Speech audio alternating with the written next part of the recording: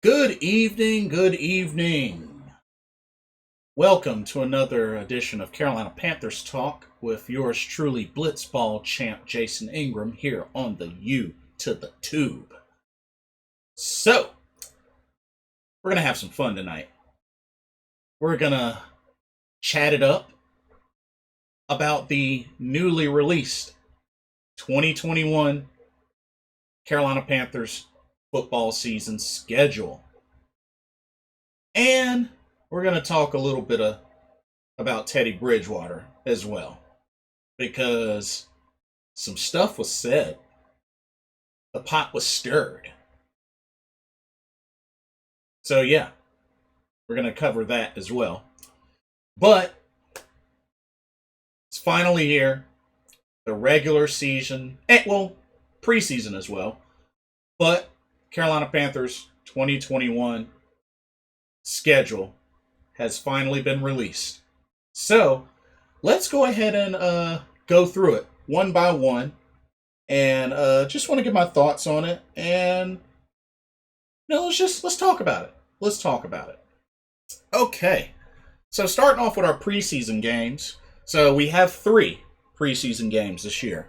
First one, the date is to be determined, but going to be playing against the Indianapolis Colts. So we got the Colts, then the Ravens, and then the Steelers. So Colts to be determined, which is in Indianapolis, August the 20th through the 22nd. One of those dates is the home game against the Ravens, and August 27th is home game against the Steelers. So of course, over the years, the Steelers have been a typical preseason matchup for Carolina, so this is nothing new. But overall, with these 3 games, these are the 3 games, all AFC matchups. These are the 3 games that we're really going to get a chance to look at all of our talent and start to whittle away the roster to the point that we get to the 53-man roster. Now, of course, the main thing is, instead of 4 preseason games, we get 3. So 1 less game, which means 1 less week to evaluate. And Carolina's picked up a lot of talent with free agency, the draft, and even picking up undrafted players as well. So there's a lot that they have on their plate to really go through and evaluate. So got 3 preseason games to really see what we have out of this team. Now, I do wonder how they're going to really balance out, given a decent amount of time for the starters between the 3 games, and then really seeing what the up-and-coming talent has to offer, because we want to see how our newly signed free agents do, but we got a lot of rookies to look at, a lot of folks to look at. So it's exciting. It should give us an idea of what we have. So I'm looking forward to the preseason, just to finally get back out there and really see what we have. So Colts, Ravens, Steelers. Those are our preseason matchups, with the Colts being an away game, Ravens and Steelers home games.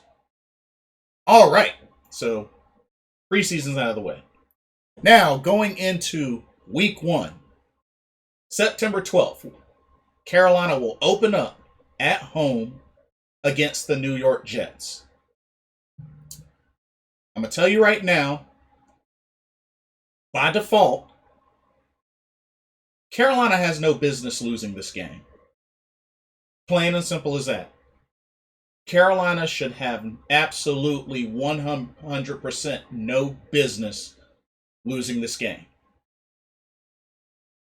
They could not have had a more perfect first game than to have their first game, the new Sam Darnold era on the Carolina Panthers, plus return of Christian McCaffrey. Starting out for J.C. Horn, because you got to remember, AJ Bouye, this is the first of 2 games that he'll be out due to suspension. So we're gonna really get a chance to see our best folks in action. I expect this to be a win.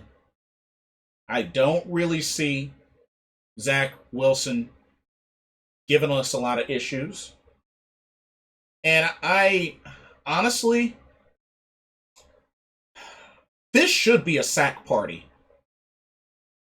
for the Carolina Panthers defense. This should legit be a sack party. I don't really know how much the Jets have upgraded their O-line, but they have a ways to go, especially last season, them being ranked 29th. Realistically, Carolina's D-line should be having a sack party on Zach Wilson in this game. I'm not saying, it would be nice if we just obliterated the Jets.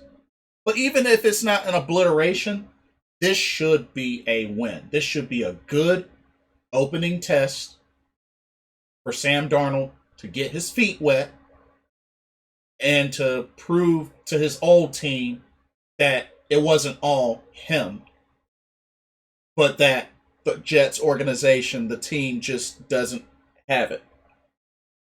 And that even somebody like Sam Darnold, amongst others, can exploit that.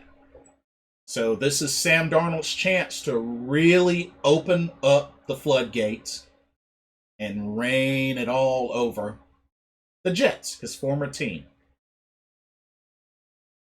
This first game, it's a home game.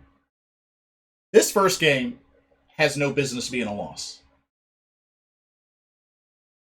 And it would set a really, really bad tone if the Panthers lose this first game. Week 2, September 19th. Back at home once again.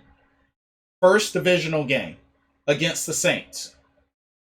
Now, the Saints are the team that I really feel like Carolina has a chance to sweep this year. I think they got a good shot at it. So this second game will be crucial. And I think they have a good chance of opening up 2-0. I think they do. It's going to be tough. A division game is always going to be tough.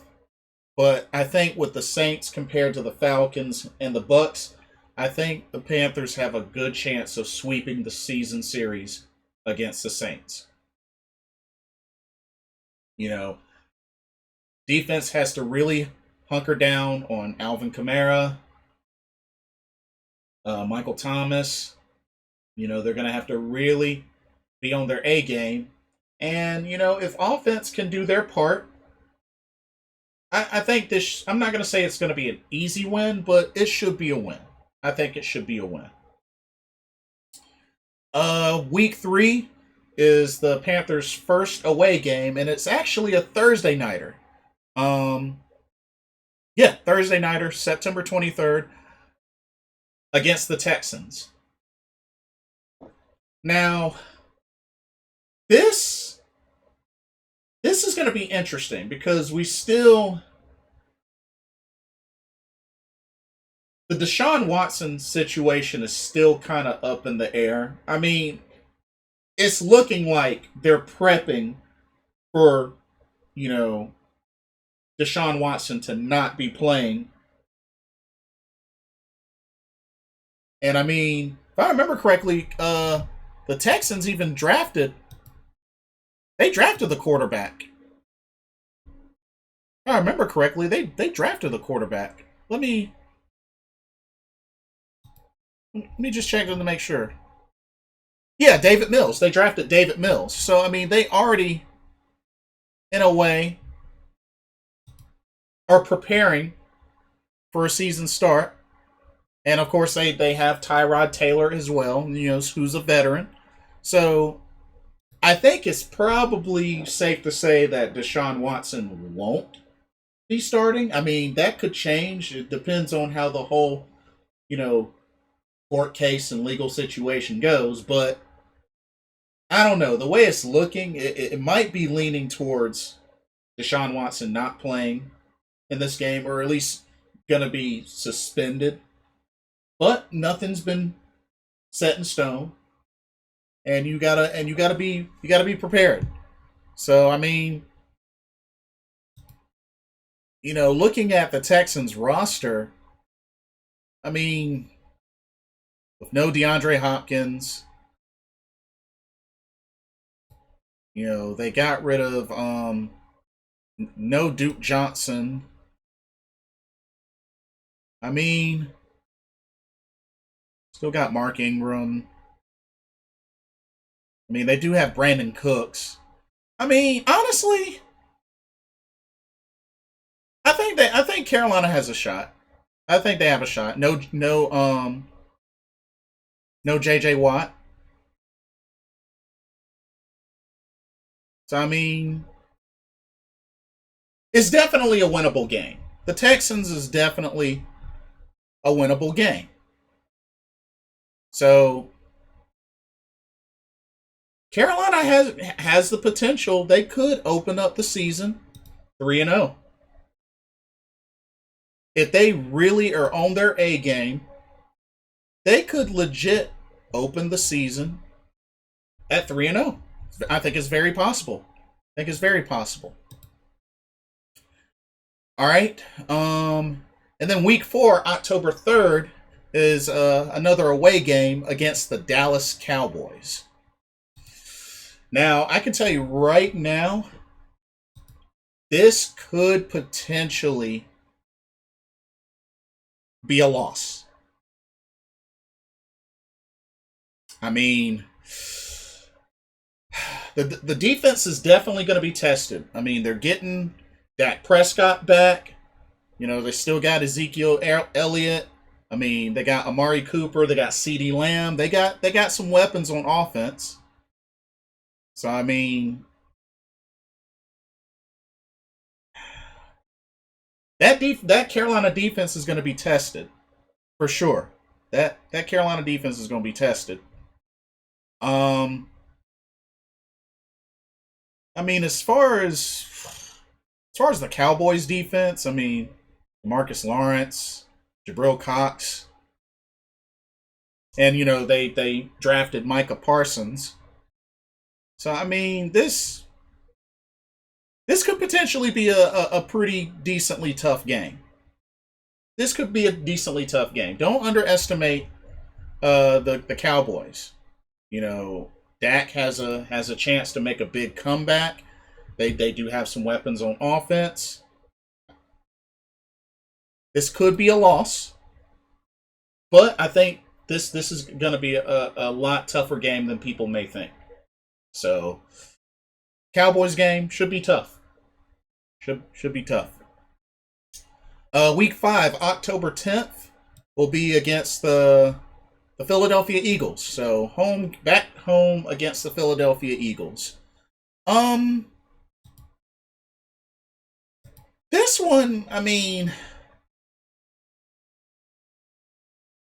this matchup, I mean, they did win out and get some weapons on offense. I mean, Kerryon Johnson. They still got Jordan Howard, I believe. Looks like they're sticking with Jalen Hurts as starter unless something crazy happens. They went out and got Marquise Goodwin. They drafted Devontae Smith. So I mean, I don't know what the situation with Zach Ertz is, but I believe they still have Zach Ertz. I could be wrong. But I mean, Eagles will be interesting. I'm not too crazy concerned about their defense, but their offense just a little bit.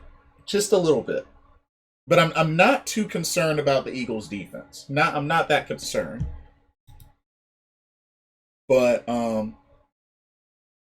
That could go either way. That could go either way. But I'm thinking it should be a win.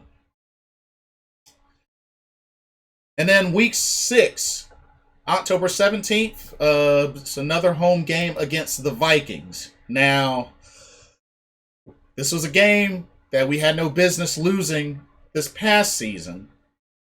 Now, with this upcoming season, I mean, the Vikings, I mean, they're not exactly. I mean, they finished 7-9 last season, so I mean, and like I said, they beat us. So I mean, they don't suck. The Vikings don't suck. I mean, Kirk Cousins, Dalvin Cook. I mean, folks to watch out for. Justin Jefferson, he ate us up. It's definitely a team we should not sleep on. Kyle Rudolph. It's a team that Carolina definitely, we shouldn't sleep on this. Don't sleep on this. Because like I said, they beat us last season. So it'll be interesting to see how this goes. And I hope that we can get revenge against Minnesota. So I really hope that turns out to be a win, but don't sleep on them, because we had 3 turnovers. I mean, we had 3 takeaways against Minnesota and still lost. So hopefully we make up for that this time. And then week 7, October 24th, is against the Giants. I mean, the Giants, I believe, are getting back Saquon Barkley. So I mean, run game's gonna be tough. We gotta really be able to stop the run game. Saquon Barkley is a beast. So gonna have to really D him up. Kenny Galladay.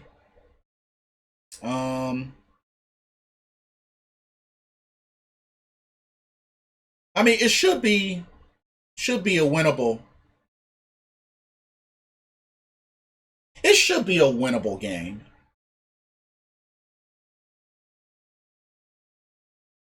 But and then defensively, and then again, what was the last time we even played the Giants? I think the last time we played the Giants was a couple of years ago when Graham Gano made that 60-yarder to win the game. I think that's the last time I remember Carolina playing the Giants. Anyway, going up against James Bradberry, so that's something to keep an eye out for.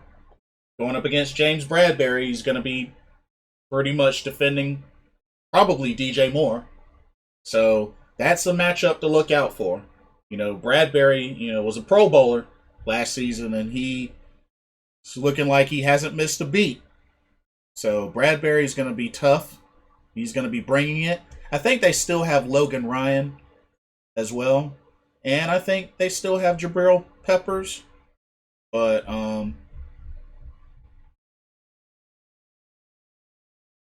think this should still be a win. If they stick to the game plan, shut down Saquon Barkley, and the offense can just really get going. Week 8, October 31st, will be the first meeting in Atlanta as they take on the Falcons. Now, of course, another division game. So wow, that's a pretty big gap. So we go from week 2 division game, and then don't have the next division game until week 8 against the Falcons. Now, of course, we did beat the Falcons in Atlanta. We broke the curse last season. But I think it's safe to say that Atlanta is looking like a better team. I mean, I mean, you look at that. You look at that offense. Going with Matt Ryan once again. They got Mike Davis, who played pretty well for Carolina, filling in for Christian McCaffrey. Um, and the receivers, Julio Jones, Calvin Ridley. Um, and then of course they picked up. They drafted Kyle Pitts. And Hayden Hurst is still pretty consistent, but they got Kyle Pitts. So I mean, think about that attack. Mike Davis, Calvin Ridley, Julio Jones, Kyle Pitts. Yikes. Um Defense, I mean, in the past, Atlanta's defense tends to be suspect,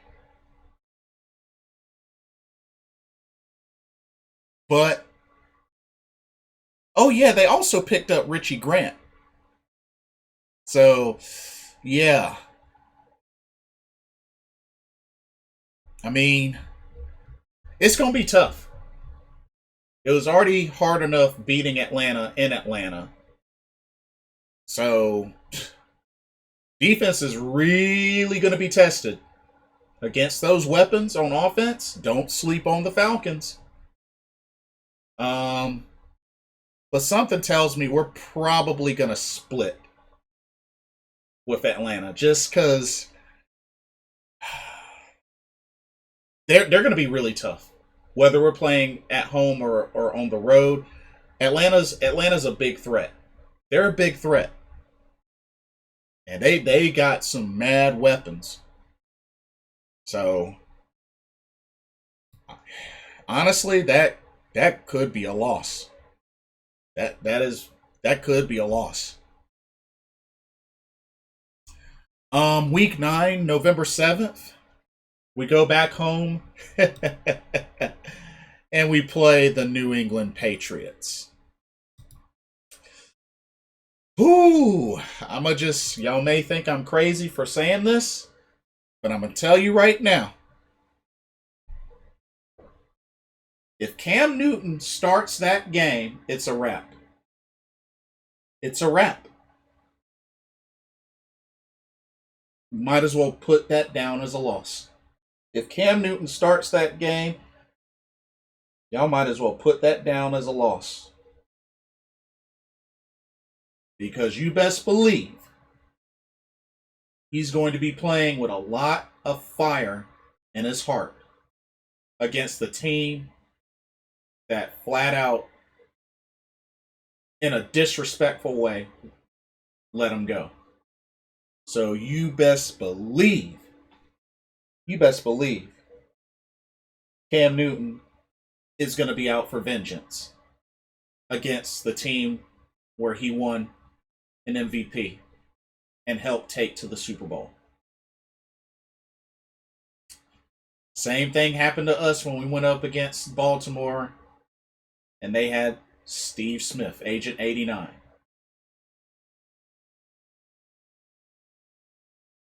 Yeah, I'm pretty sure this is going to be a loss. If Cam Newton is starting this game, it's going to be a loss.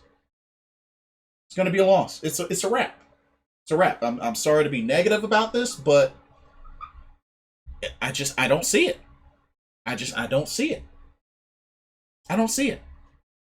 So I'm already deeming that as a loss, unfortunately. I'm just being honest. And then week 10, we go back on the road, November 14th, against the Arizona Cardinals. Now, I'm going to tell you right now, this might also sound crazy, but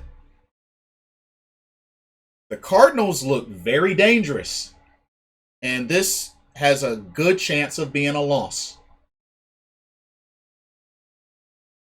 Kyler Murray, I mean, he's still growing, but I mean, you got to look at who they have now.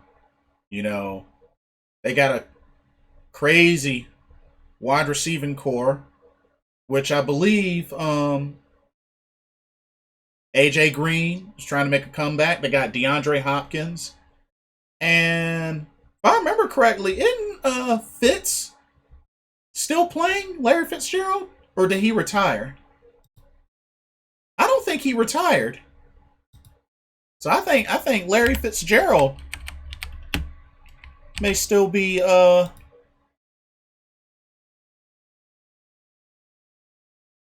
okay, no, he's technically a free agent. So he's actually a free agent. Okay. Well, still. I mean, don't know if he's going to retire or not. Probably should retire. I mean, the dude's 37, but I mean, you still got some some weapons there on offense.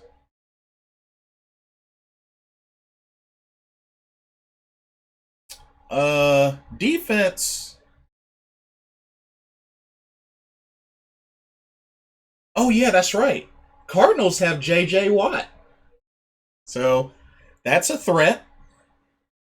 So the defense is potentially a threat, and I believe they still got. That's right. They also got Isaiah Simmons as well. I don't know how much he improved, but oh yeah, they did pick up Malcolm Butler. That's right. Yeah, I believe they picked up Malcolm Butler, and yeah, I think that's accurate. But Cardinals could definitely be a threat. They can definitely be a threat. So that because I mean they finished 8-8 last season. So I mean they could potentially beat us. They could. They could potentially beat us. Cardinals, that's going to be a tough game. Anderson, Arizona, that's going to be a tough game. I can tell you that right now. That's going to be a tough game. And then week 11, we're back at home, November 21st, against the Washington football team. I mean, we beat them this past season, but I mean, they got a couple of changes. They picked up Ryan Fitzpatrick. They got Fitzy Man. Um, I'm trying to think. Oh yeah, they got Curtis Samuel, so something to keep in mind. And Curtis Samuel's getting pizzade. Um, this should be a very interesting game because you best believe Coach Rivera is going to want some revenge for last season. So this could be an interesting game. And don't forget Chase Young. Can't forget about Chase Young. Um,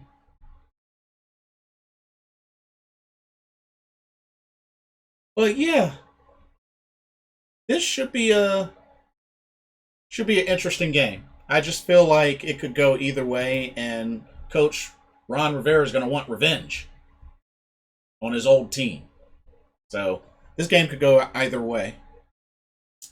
And then November 28th, week 12, we're back on the road against the Miami Dolphins.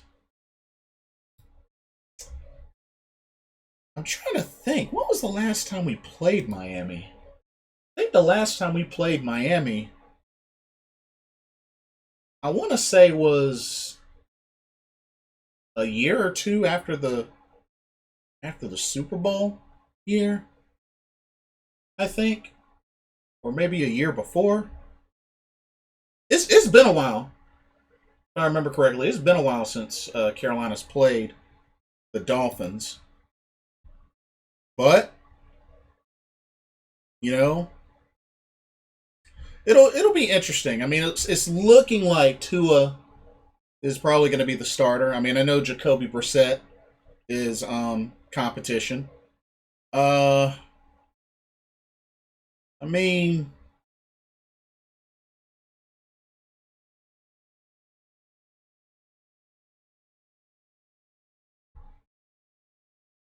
course, they drafted Jalen Waddle.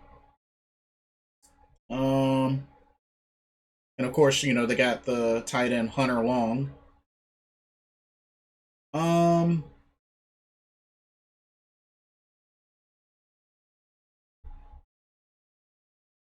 I mean, I don't know. This sounds like maybe another sleeper game that could go either way. I mean, well, I don't know. Actually, the more I look at this looks pretty winnable. Dolphins? This looks pretty winnable. Yeah, this looks pretty winnable.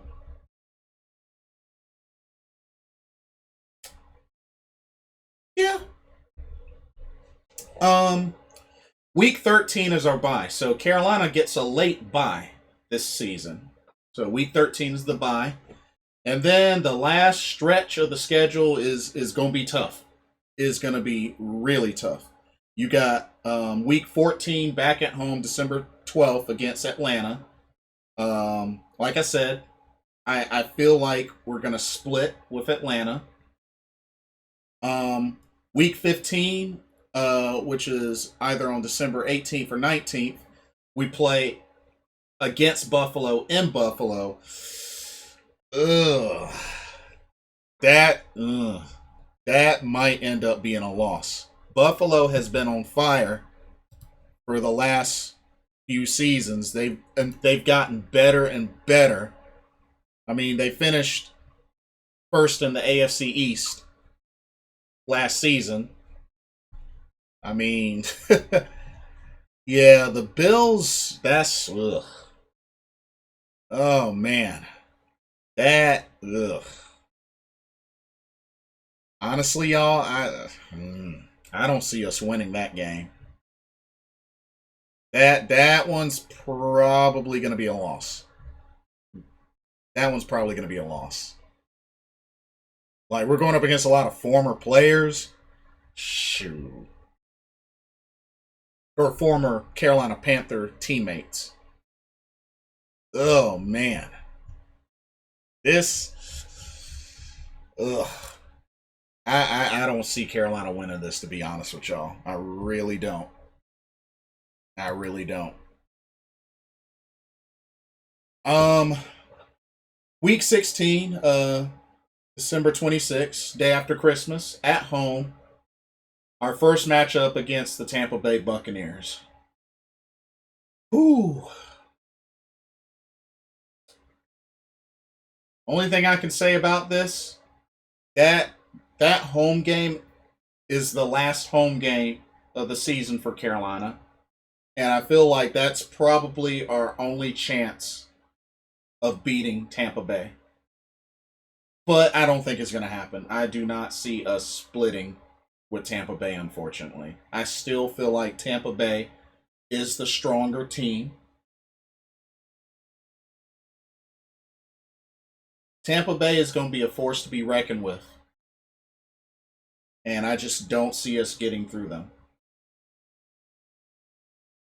Week 17, January 2nd, day after New Year's. It's an away game against the Saints. So that's a big gap. Play them the first time in week 2 and then play them the second time in week 17. That's a big gap.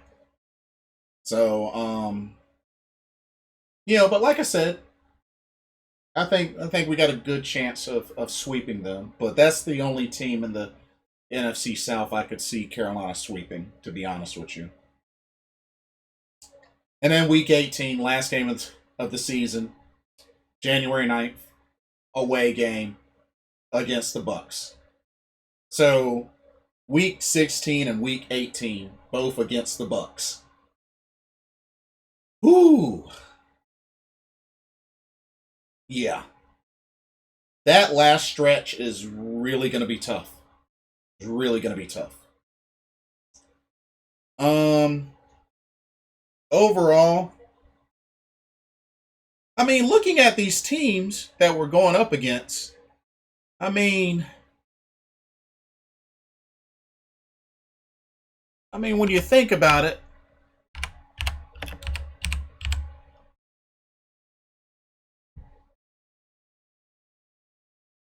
let's look at this for a second.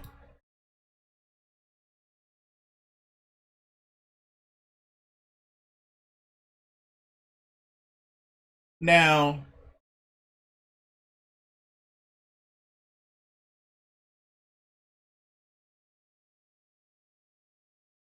or wait a minute. 1 second. Okay. I mean, looking at the teams on our schedule, I mean, we're playing against, let's see.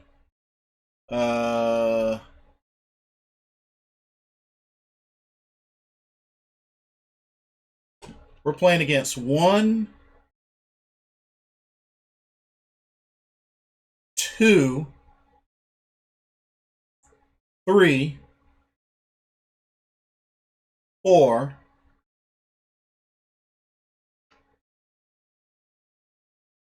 5, 6.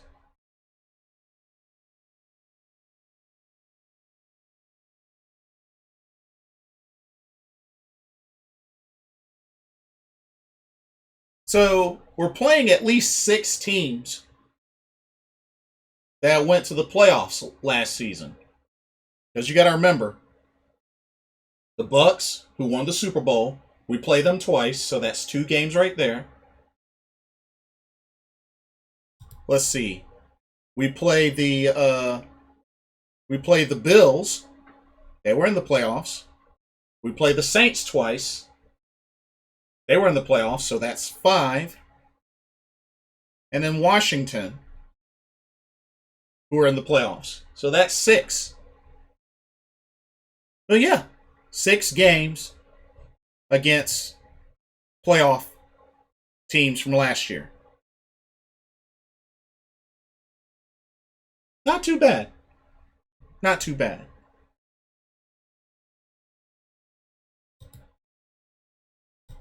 Okay. So, looking back over this one last time, just predictions, just off the top of my head. Week 1 against the Jets, win. Week 2 against the Saints, win.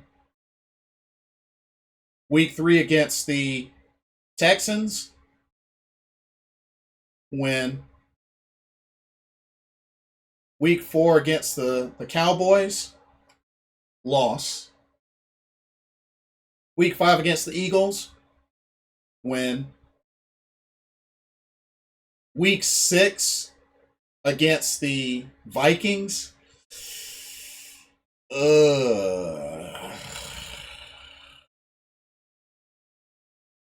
win. Week 7 against the Giants,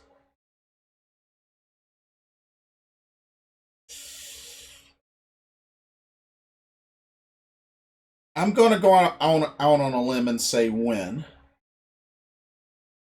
Week 8 against the Falcons at Atlanta, unfortunately, I'm going to have to say loss. Week 9 against the Patriots,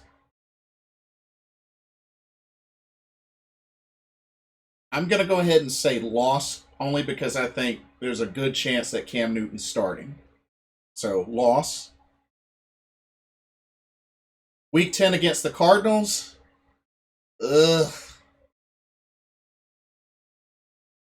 probably a loss. Week 11 against Washington, I think should still be a win.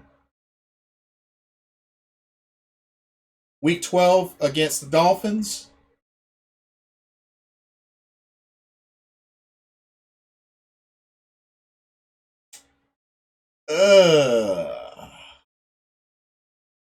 I'll say win. I'll say win. Week 14 against Atlanta, back at home, win. Week 15 against the Bills, loss. Week 16 against the Bucks, loss. Week 17 against the Saints, win. Week 18 against the Bucks, loss. So I'm thinking 1, 2, 3, 4, 5, 6, 7, 8, 9, 10. I think we are capable of 10 wins. At least 10 wins. Which means 1, 2, 3, 4, 5, 6, 7 losses. 10-7.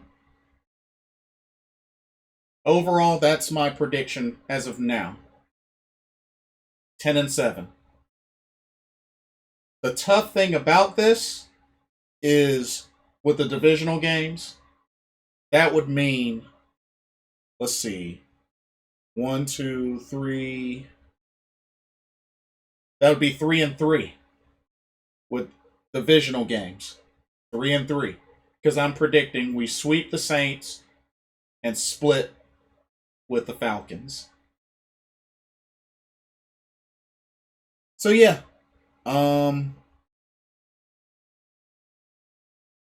We might be able to squeak in a wild card.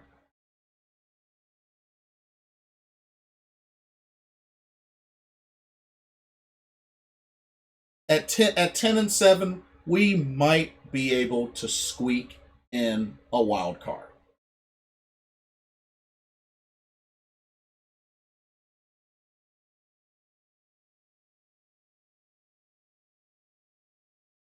So yeah, that's my prediction that I have so far. Now, before I end this video, I wanted to discuss a little something something. So apparently, Teddy Bridgewater, who is now a Denver Bronco, apparently got onto a show, a sports podcast, I believe, hosted by Patrick Peterson and Brian McFadden. I think it was a CBS. Oh, All Things Covered, CBS sports podcast. And Teddy Bridgewater said some things that really got me thinking. So it's in regards to him criticizing how the Panthers practiced this past season. And there's an ESPN article about it, which I'll put the link in. But yeah, just one of the things that Teddy Bridgewater said. I'll go through his quotes. So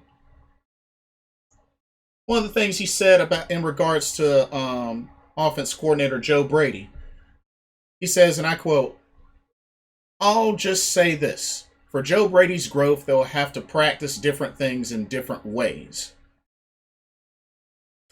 One of the things we didn't do much of when I was there, we didn't practice 2-minute drills. We didn't practice red zone. We didn't practice on Fridays, but you walked through the red zone stuff, and then Saturday you came out and practiced red zone, but you got only 15 live reps." Wow. They didn't practice much 2-minute drills and red zone situations. Oh my goodness gracious. Wow. Wow. Wow.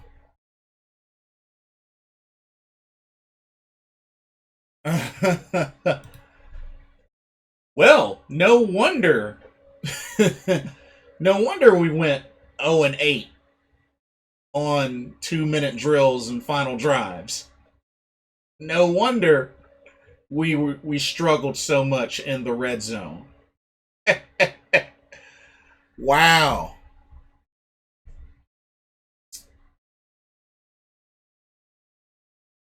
Um, it's funny because in this article it was said that Carolina's schedule was different last year under Matt Rule, and that Friday was a walkthrough instead of a full practice, and Saturday was a full practice.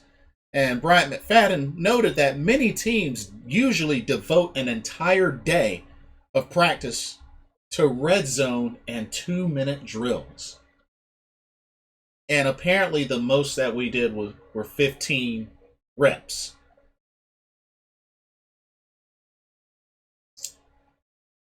Whoo, man.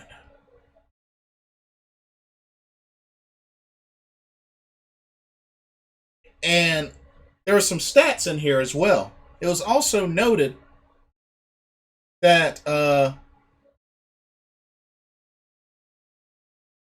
Teddy Bridgewater ranked 25th among quarterbacks in the red zone with a QBR of 41.7, and he only completed 58.5% of his passes in the red zone compared with 69.1% overall.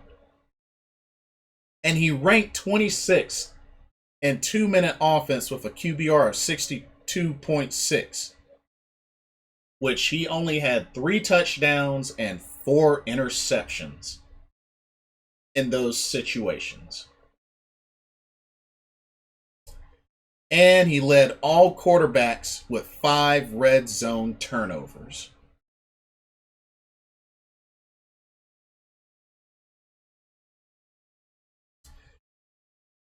Now, Teddy Bridgewater also noted, that he could have done better, but he reminded us also that didn't have Christian McCaffrey for 13 games due to, the injuries, and didn't have a tight end target that he could depend on in the red zone.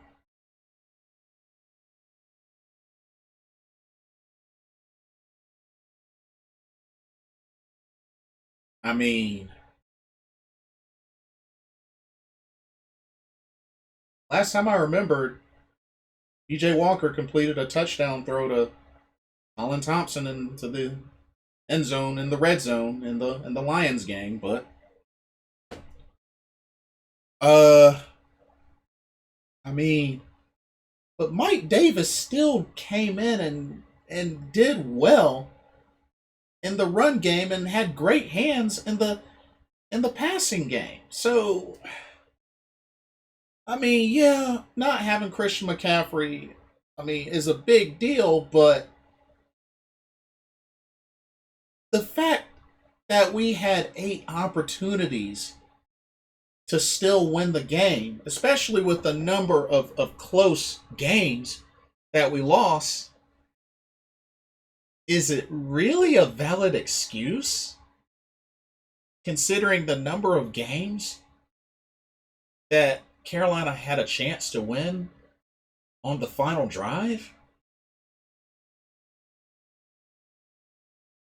Uh, y'all tell me what y'all think about that. But I mean,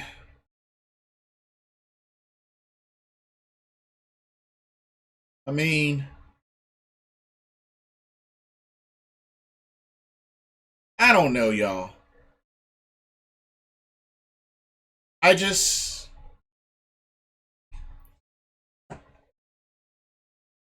I mean, I guess really the only thing I can really say is, you know, how much of what Teddy Bridgewater said is actually true. You know, is he just flat out being a big fat snitch? Is this a personal shot towards Carolina, being that we traded him? Is what he said? How does that really reflect on the Carolina Panthers coaching staff?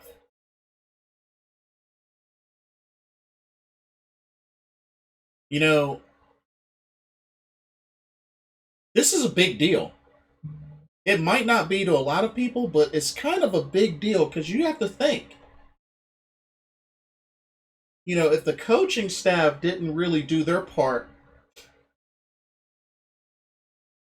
with the 2 minute drills and the red zone drills, what does that say now? Especially when you got Sam Darnold coming in, which on paper, you know, may not be as good of a quarterback as Teddy Bridgewater, but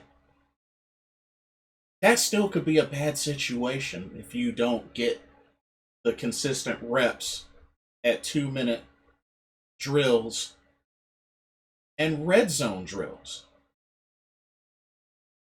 Because, I mean, after all, that's what a lot of those games that we lost came down to. And those areas really, really suffered. And you would think after maybe the first few games where that happened, you would think the coaching staff would be keen to, okay, we're struggling right now in the red zone and on final drives, 2 minute drills. We need to take some practices and put some extra emphasis